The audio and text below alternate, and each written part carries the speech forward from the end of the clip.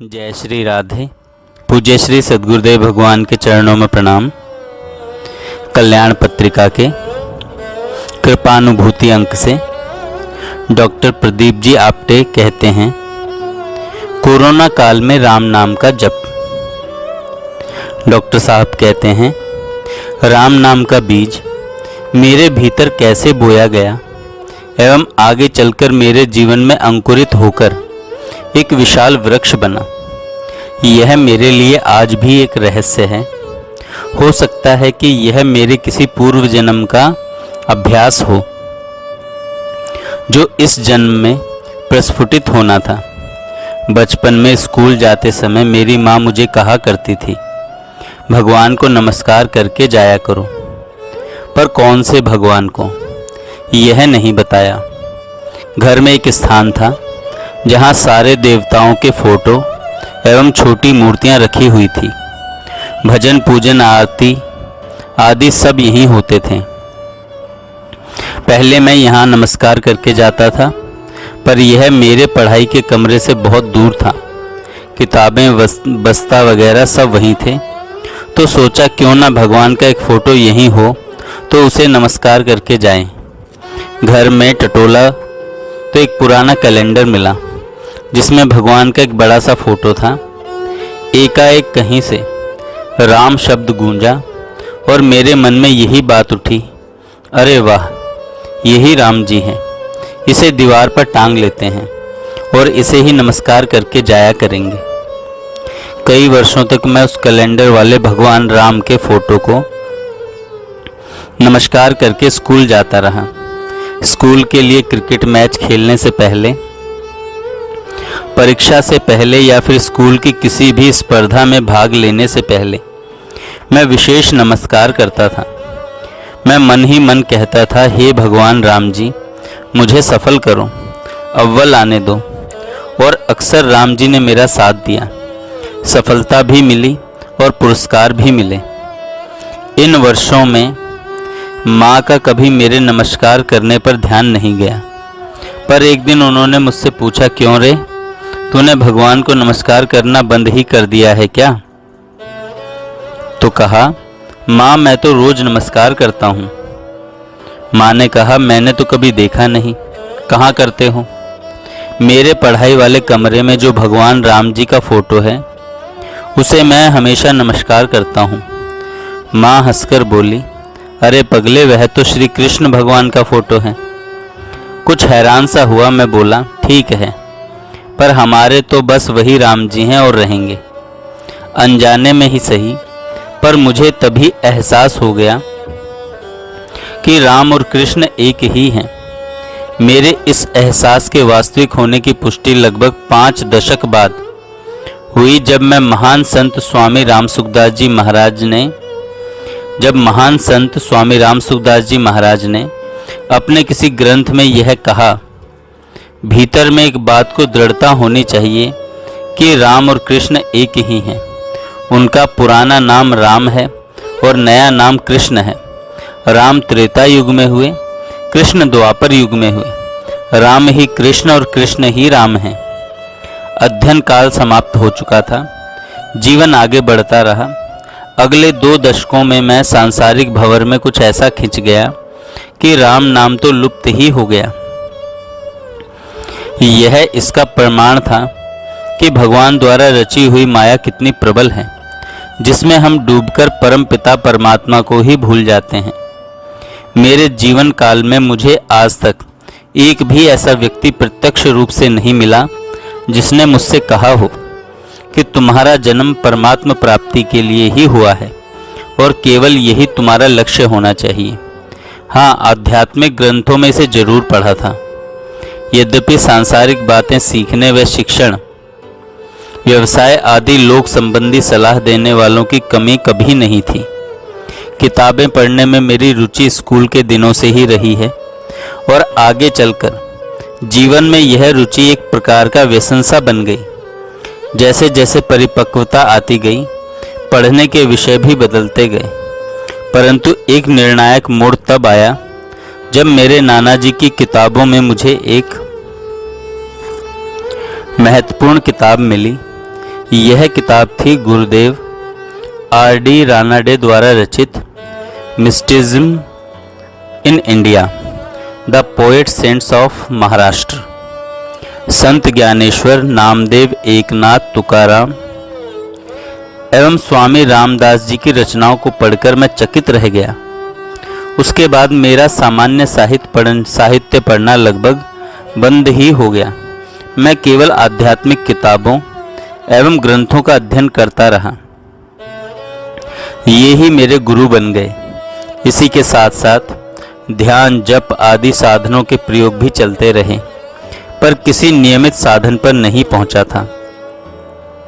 नाम स्मरण या जप की ओर रुझान था, पर फिर भी किसी निश्चित साधन की तलाश थी। उसी दौरान पूज्य बाबा बेलसरे की मराठी में लिखी हुई किताब समाधि सहज समाधि पढ़ने में आई। वे बाबा ब्रह्म चैतन्य श्री गोंदवलेकर जी महाराज के शिष्य थे। इस किताब में एक रोचक लघु कथा मैंने पढ़ी, जो मेरे लिए प्रेरणा स्रोत बनकर मेरे जीवन का अभिन्न अंग बन गई। वह कथा कुछ इस प्रकार थी। कलकत्ता के पास स्थित दक्षिणेश्वर में एक साधु आए हुए थे। उनका केवल भगवान नाम पर ही विश्वास था। उनके पास एक पोथी थी, जिसे वे अपने सीने से लगाए सदैव अपने पास रखते थे। वह पोथी वे किसी को भी नहीं देते और बहुत संभाल कर रखते। इस बात को देखकर श्री रामकृष्ण परमहंस के मन में जिज्ञासा जागी। श्री रामकृष्ण परमहंस जी के मन में जिज्ञासा जागी कि आखिर यह कौन सी पोथी है और इसमें ऐसा क्या है जो यह साधु इतना संभाल कर रख रहा है। एक दिन उन्होंने उस साधु से इसके बारे में पूछा। तब उन्होंने वह पोथी उन्हें खोलकर दिखाई। उस पोथी में शुरू से अंत तक केवल राम नाम ही लिखा हुआ था। श्री रामकृष्ण ने उससे पूछा, यह वेदांत की पोथी नहीं है? साधु ने जवाब दिया, सारे वेदांत का सार इसी मंत्र में है। यह मैं निश्चित रूप से मान चुका हूँ, तो फिर अन्य पोथियों की क्या आवश्यकता है? यह लघु कथा पढ़ने के बाद इसका परिणाम मुझ पर कुछ इतना गहरा उतरा कि मैंने ठान लिया कि ऐसी पोथी मुझे भी चाहिए। कई दिनों तक खूब तलाश की, पर ऐसी पोथी मुझे नहीं मिली। फिर सोचा इसे छपवा लेते हैं, पर कोई भी छपाई वाला एक प्रति छापने के लिए तैयार नहीं हुआ। वे बोलते कम से कम 1500 तो छपवाओ। उसी दौरान इंटरनेट पर ढूंढते हुए एक अमेरिकी कंपनी मिली, जो ऑनलाइन प्रिंट ऑन डिमांड पर किताबें छापकर देती है। अब तो भारत में भी कुछ ऐसी कंपनियां उपलब्ध हैं। उसी कंपनी की वेबसाइट पर जाकर मैंने खुद अपनी किताब डिज़ाइन की, जिसमें शुरू से अंत तक केवल 1 लाख राम नाम लिखे हुए थे। फिर उनसे यह 1 लाख नाम राम वाली किताब छपवा कर मंगवा ली। खर्चा लगभग $50 आया। यह किताब 30 अप्रैल 2010 को छापी गई थी और मुझे जुलाई के पहले सप्ताह में प्राप्त हुई। 7 जुलाई 2010 से मैंने इससे राम नाम पढ़ना शुरू किया। तब से आज तक मैं नियमित रूप से इस राम नाम वाली किताब को पढ़ता आ रहा हूँ। दिन में कम से कम 4 पन्ने यानी 2400 बार राम नाम पढ़ने का नियम है। पढ़ने की रुचि को मैंने एक प्रकार से वाचन जप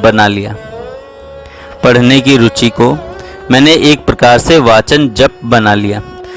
शुरू में बड़ा अटपटा लगा और विचार आता था कि भाई यह क्या पागलपन है। फिर सोचा लौकिक जीवन में अक्लमंदी तो काफ़ी अपना ली, चलो अब इस अलौकिक यात्रा पर यह पागलपन ही सही। इस वाचन जप की पराकाष्ठा तब हुई जब मैं एक बार न्यूयॉर्क शहर में बर्फ गिरने से अपने कमरे में ही बंद था। उस दिन मैंने इस किताब को लगभग 7-8 घंटों में अखंड पढ़ा। राम जी की दया से वाचन जप का यह पागलपन मेरे जीवन में वरदान सिद्ध हुआ। व्यावसायिक जीवन हो या निजी जीवन हो, परिस्थिति अनुकूल हो या प्रतिकूल हो, राम नाम के वाचन जप ने मेरे भीतर एक शक्ति एवं समता का निर्माण कर दिया। अनुकूल परिस्थितियों को राम जी की दया माना और प्रतिकूल परिस्थिति को राम जी की कृपा। हॉस्पिटल लेबोरेटरी का निर्देशक होने के नाते मेरा अत्यंत जिम्मेदारी का काम था। मरीज को सही रिपोर्ट देना मेरा धर्म था। कई बार मेरी रिपोर्ट पर डॉक्टर या मरीज के साथ वालों के द्वारा संशय किया गया। लड़ाई झगड़ा, पेपरबाजी, कानूनी कार्रवाई तक की नौबत आई। मेरी राम जी से हमेशा यही प्रार्थना रही, हे राम जी, आप हमारे माता पिता हैं। जो भी सत्य है वह सामने आ जाए। अगर मैं झूठा साबित हूँ तो दंड दीजिए, अगर सच्चा तो यह आपकी ही जीत है और आपकी ही दया है। हर संकट एवं हर कठिन परिस्थिति में राम जी ने हमारी लाज रख ली एवं नैया पार लगा दी।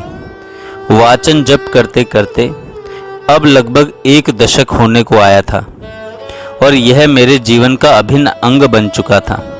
इसी क्रम में मार्च 2020 का महीना आया जिसमें लॉकडाउन घोषित किया गया और हमारे लेबोरेटरी के व्यवसाय का एक नया अध्याय शुरू हुआ।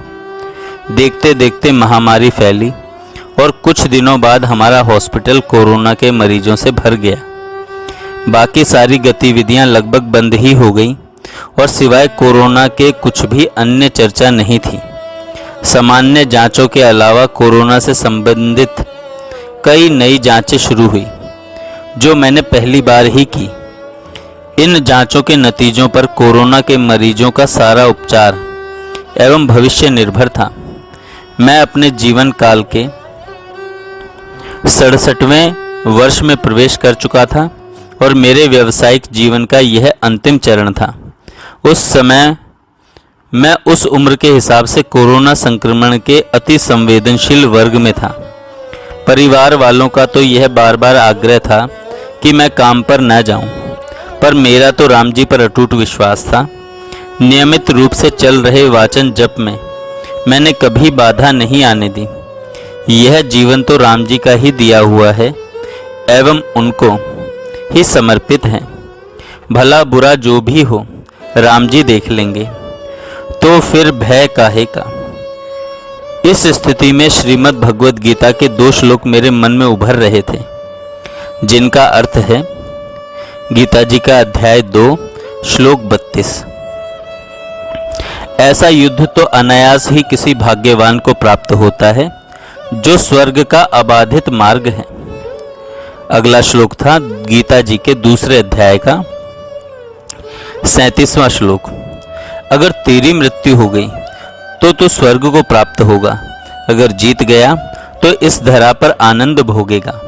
अतः उठो और इस युद्ध में लड़ने का निर्णय लो। कोरोना संक्रमण की वे दोनों लहरें मेरे लिए एक चुनौती थी। मुख्य वजह थी स्टाफ की कमी। बहुत से दिन तो ऐसे बीते कि केवल मैं और मेरे साथ 1 या 2 टेक्नीशियन ही सारे टेस्ट कर रहे थे। मैंने कई ऐसे कार्य एवं टेस्ट किए जिन्हें किए सालों हो चुके थे। कोरोना की पहली लहर में ऐसा मेरे जीवन में पहली बार हुआ कि मैंने लगातार 100 दिनों तक काम किया। फिर मैं 2020 की दिवाली के आसपास कोरोना से संक्रमित हो गया और मुझे 15 दिन क्वारंटाइन होना पड़ा। उस दौरान भी राम नाम का वाचन जप निरंतर जारी रहा। राम जी की कुछ ऐसी दया रही कि क्वारंटाइन का समय पलक झपकते बिना किसी पीड़ा के निकल गया और मैं फिर से काम पर आ गया। पूरे कोरोना काल में मुझे राम नाम का ही सहारा रहा और अनेक कठिनाइयों पर काबू पाने की शक्ति प्राप्त हुई। अब जितना भी बचा हुआ जीवन है यह भी वाचन जप में निकल ही जाएगा। राम जी के दर्शन हो ना हो यह तो उनकी इच्छा पर निर्भर है, परंतु राम नाम के तो दर्शन हो ही गए और नाम और नामी में तो एक ही है। नाम और नामी तो एक ही है, यह बात भी निश्चित है। जय श्री राधे।